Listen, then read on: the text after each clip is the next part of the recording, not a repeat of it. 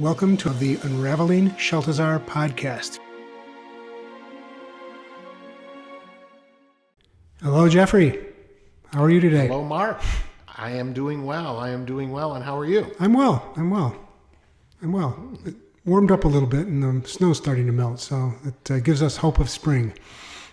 Absolutely. Thank heavens, because I could certainly use that hope. It's kind of neat because we're getting near the end of February. February tends to be that month that can have a bit of a lower and slower energy, and March is the month that spring is going to show up in, hopefully, although officially whether the weather cooperates or not, we don't know. And so I think energetically there's some movement, and I am getting a sense that energy is cranking up for us to bring forth a lot of new changes in our life. So hopefully with spring, which is rebirth, maybe we can rebirth some of ourselves. Yeah. Oh, yeah. That would be a fitting synergy with springtime, right? Mm-hmm. Yeah, absolutely. Yeah. So the message that I pulled to talk about today is called "Helping Others Change Their Perspective." And as we were discussing a bit earlier, I've been feeling a little this past week, just kind of a little anxious, but sort of impatient with other people, and this is one of the knocks on me that my wife has. She says that I have a preponderance toward being impatient and intolerant of others at times, and this message was kind of right. It really resonated with that subject, because it talks a lot about how we relate to others. You and I are on a spiritual path, right? And we're interested in these spiritual topics, and there are a lot of people perhaps that we encounter in our lives who aren't. And this message talks a bit about how do we handle those people? How do we successfully interact with them, and what can we do to help them perhaps not feel as negative about life and their life situations as their outward behavior might indicate that they're feeling. So, and being that you are a coach, a life coach, this probably is like a very apt and relevant topic for you too, I would think. Yeah, it is, and it was certainly a great reminder. Thank you for choosing that topic. And the name escapes me. It's like just like you've got impatience, I've got memory problems, and I can't remember the name of the message we're talking about is helping others change their perspective. Yes, right. Which is interesting. It's really fascinating because often the titles, more recently you're helping me come up with the titles, and I greatly appreciate it. But as I look back in the past, I'm not sure how I came up with some of the titles because it's kind of fascinating. If you judge, it's the old judge a book by its cover. If you judge that message by its title, you might be thrown off a bit. So I encourage people to just use their intuition, and if you're drawn to something, no matter what the title is, don't let your mind talk you out of it. Just listen to it, which is obviously what you did on this one.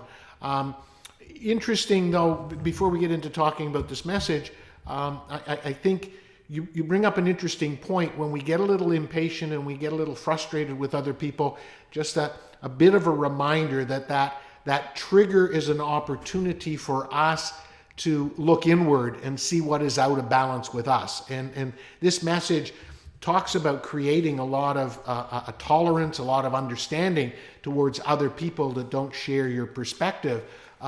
but that only happens when we're in alignment, when we're full of love, and when we're feeling okay about ourselves.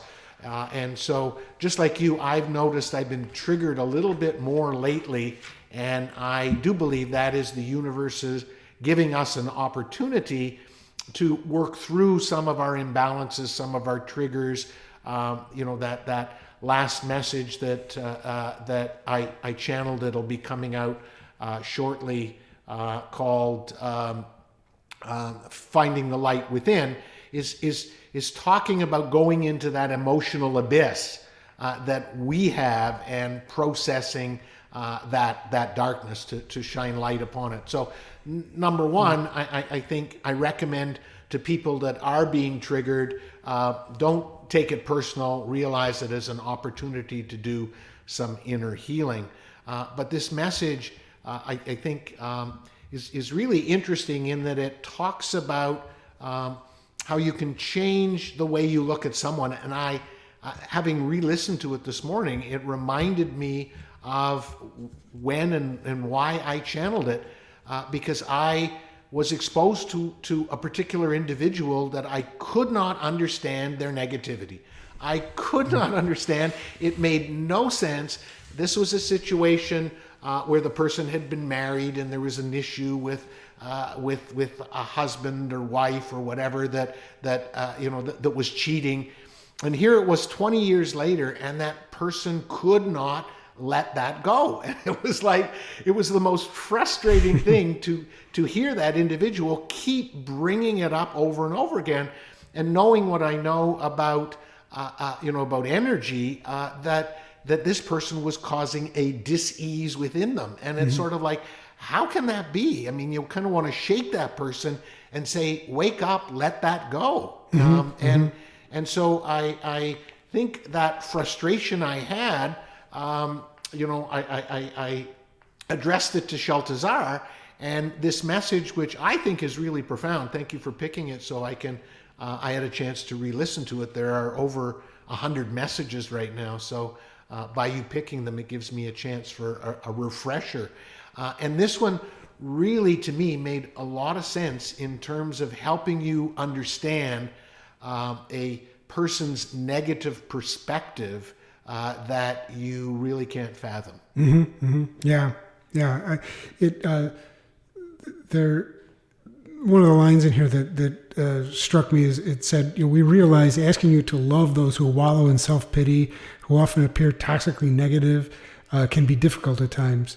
And it goes on to say that, often you're concerned with, that toxicity or that negativity rubbing off on you.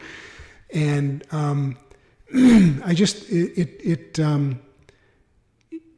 it is probably one of the more challenging things about being human is when you are working on yourself and you are trying to maintain that positive perspective and keep yourself in the light. And I think you referenced in the message somewhere, it talks about your love tank and keeping your love tank full. That dealing with that opposite of that energy, I guess, is very draining, and it's exhausting, and it's very difficult, but it's necessary to find a coping mechanism or a way to deal with it that doesn't harm you, but perhaps might in some way inspire the other person to not be that way. Right. And as you're talking, what comes to mind, I've coached many people whose spouse or partner is not on the journey with them. And there's nothing, I love when people are starting to embrace that journey, that awakening, that enlightening, of themselves. But if it creates a divide between them and their spouse or partner, they're kind of caught between a rock and a hard place, right? You don't want to walk away on your partner, but you don't want to walk away on this amazing journey. And you and I can both attest it's really quite a journey. And so I think this message has some application to that as well, because if your spouse or partner doesn't understand this spiritual journey that you're on, it can create this divide. And I think this message helps you realize that if you can understand the possible reason that they can't be on that journey with you, then maybe you can patch up the divide. And I think what I loved about this message is it brought attention to the fact that what Shaltazar says is we are born with propensities in our DNA. Mm-hmm.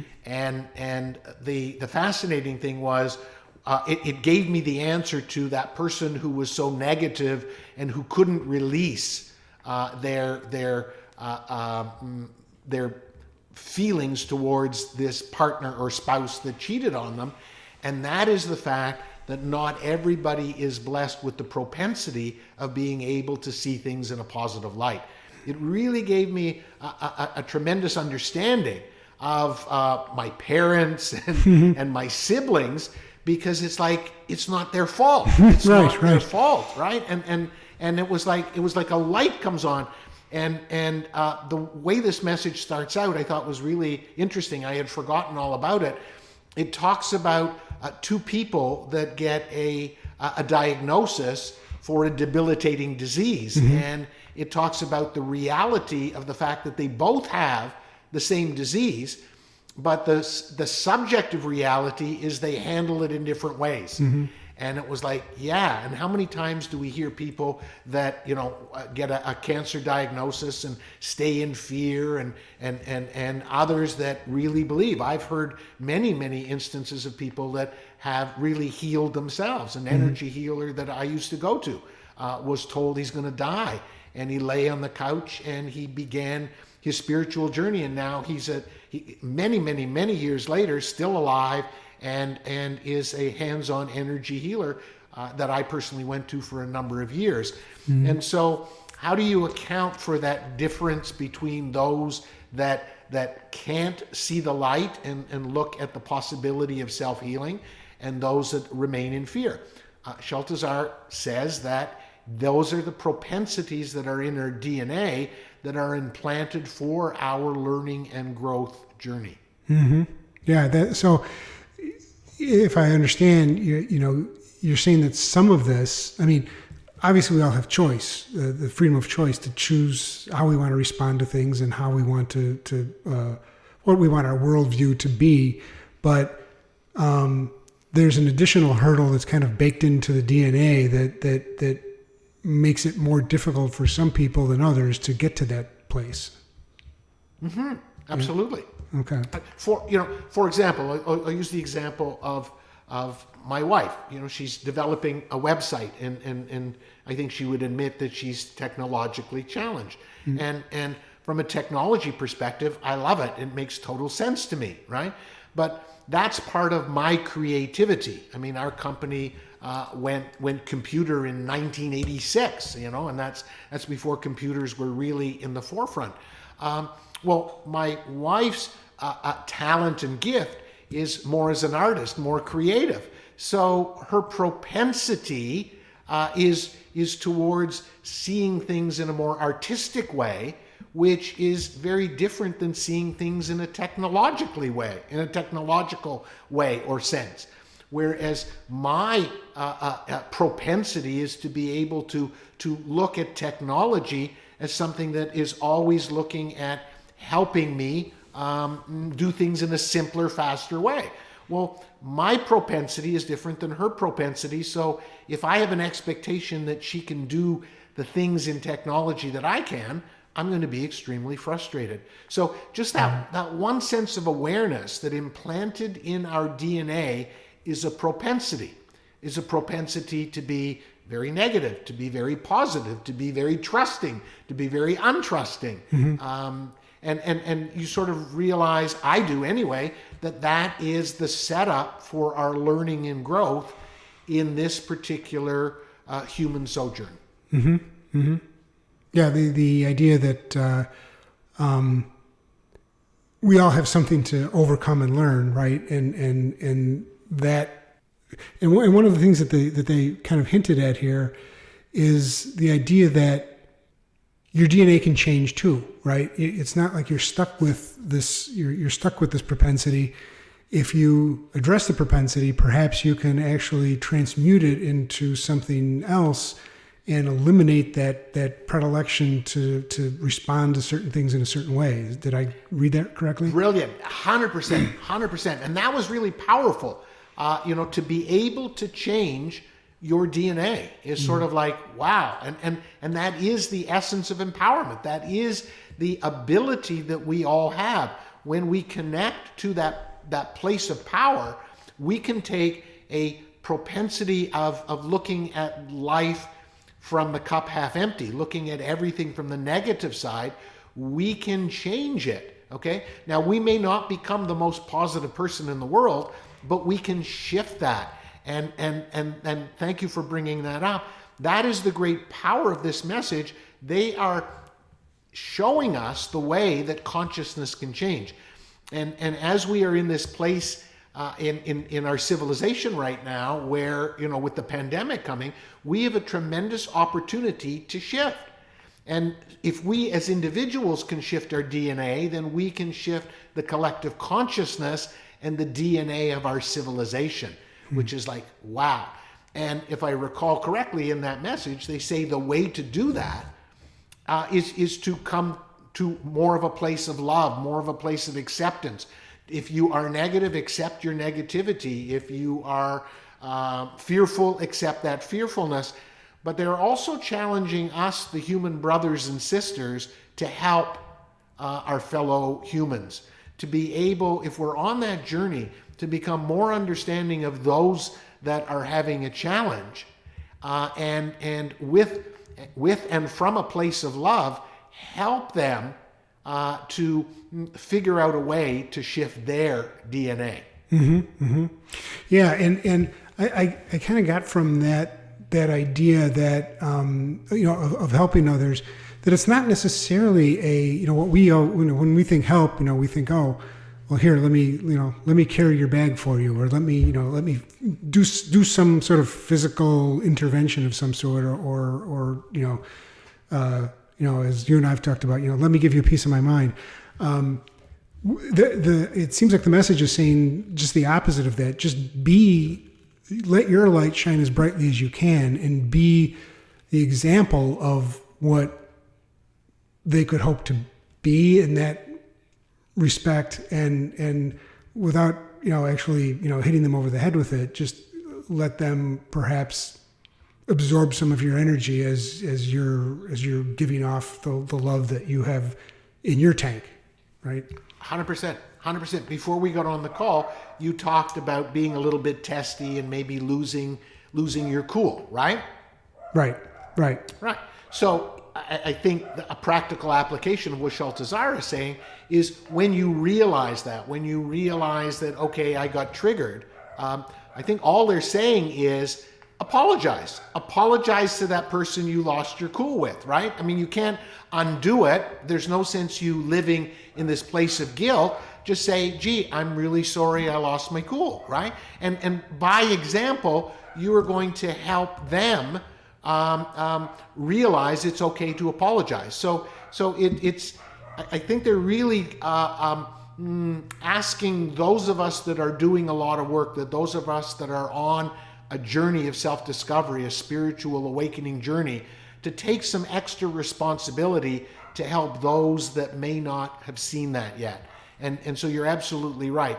By taking the high road, by apologizing, by owning your actions, by going within and cultivating a little bit of love when you are feeling a little ticked off or frustrated, and then coming back and taking that, as I say, the high road and apologizing. Those are the things that are going to help those with the higher propensities to maybe shift. And you're absolutely right. I think it was Gandhi that said, "My life is my teachings." And so I think it is by example that we have an opportunity to help others that may not be as fortunate, that may have some DNA propensities that make their lessons a little bit more difficult and challenging these days. Sure. And so really the only thing we need to bring to the table is us and perhaps a bit of patience. You got it. Yeah. And it's coming back to that four-letter word, love, again, isn't it? It's Sure is. So fascinating how often Shaltazar, in various ways, subtly brings us back to love is all we really need. Mm-hmm. Simple yet profound. You got it. Yeah, the elusive Holy Grail. Right. Yeah. Well, I think we've used up our time here already. Another really fascinating conversation, and I would encourage anybody who's listening to find this message and to either listen to it or read it. But it's really a great message for the time with all the divisiveness and things going on, to perhaps, approach even the most difficult people in your life with a little bit more compassion and a little more patience. You got it. Beautiful message. Thank you for choosing it. You're welcome. We'll talk to you next time. For sure. Love and light to everyone. If you have any questions about the Master Teachings of Shaltazar, we invite you to submit them to Jeffrey@jeffreyeisen.com, and we will make your question the topic of a future episode.